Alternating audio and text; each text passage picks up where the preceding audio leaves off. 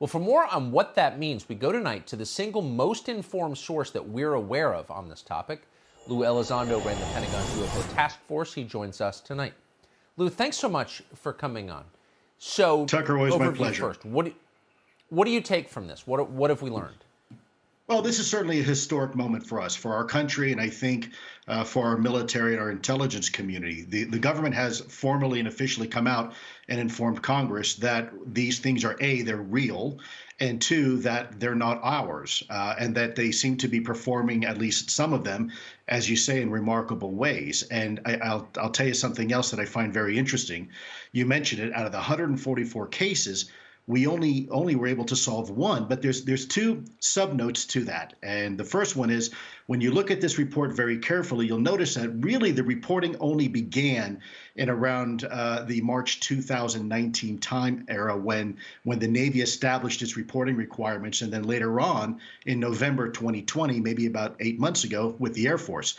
So we have 144 reports really concentrating in just the last year and a half involving only military equities. And then the report further stipulates that a large majority of reporting really goes unreported. Why? Because of stigma and taboo, which is something that you and I are both very familiar with involving this topic. So one can surmise that there's actually a lot more than just 144 incidents involving the Navy in just the last year and a half, let alone, as you say, since the late 1940s. So the report all but says what is obvious to anyone who thinks about this, which is these are not from a foreign military. And maybe the lackadaisical approach or the disorganized approach on the part of the military to looking into this suggests that too. If we thought these were Chinese, we'd be on it. And so we don't think they're Chinese. They're not Chinese and they're not Russian. So they're extraterrestrial. I mean, what's the other? I mean, let's just say it. I mean, what's the other explanation? Potentially. Well, Tucker, that's a fantastic question, because as we've said before, when I was an ATIP, this is something that could involve outer space, inner space, or frankly, the space in between.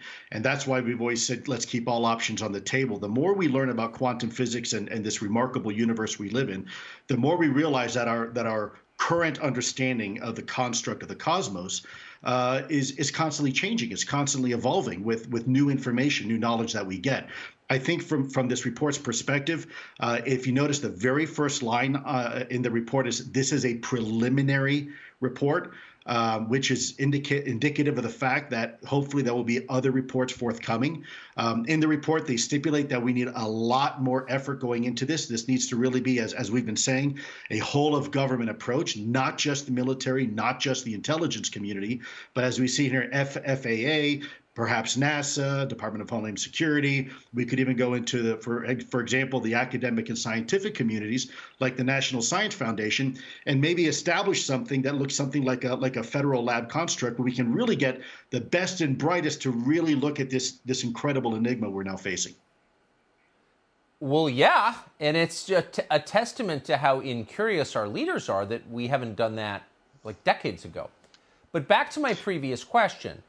Is there, in your view, without speculating as to, I guess, what these might be, let's just take off the table what we're pretty sure they're not.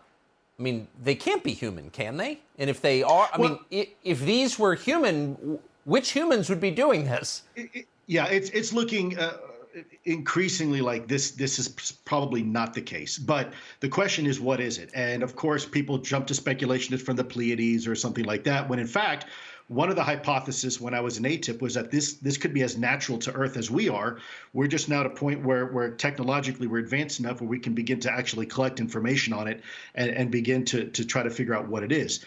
There's been other hypotheses that these things are possibly from underwater, and as outlandish as it may seem, there is some anecdotal evidence that supports all of these observations. So again, what we want to do is try to get as much data on the table as we can before we start eliminating what something is. Of course, but let me just rephrase it without getting into all the theories. If it's not human, sure, then it is something. I have no idea, but I'm just fixated on the idea that given the data we now have, it doesn't seem like these could be human. Have you heard, or from a human source, have you heard anybody offer up a plausible explanation for how human beings could be responsible for these sightings? No, and I'll share with you even a little bit more insight. When I've had my private communications with some of my former colleagues and some people that are still in Washington D.C., the conversation that these being non-human vehicles and controlled vehicles, but still intelligently controlled by something or someone, is certainly not off the table. These are conversations that are absolutely occurring.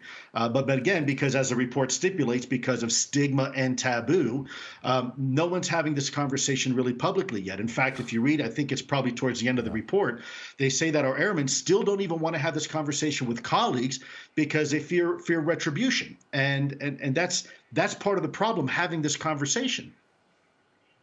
Yeah, this is becoming a country where no one can say anything that's obvious, and saying the obvious is a prerequisite for thinking and for advancement. And so I'm just so glad that you do. You're one of the few.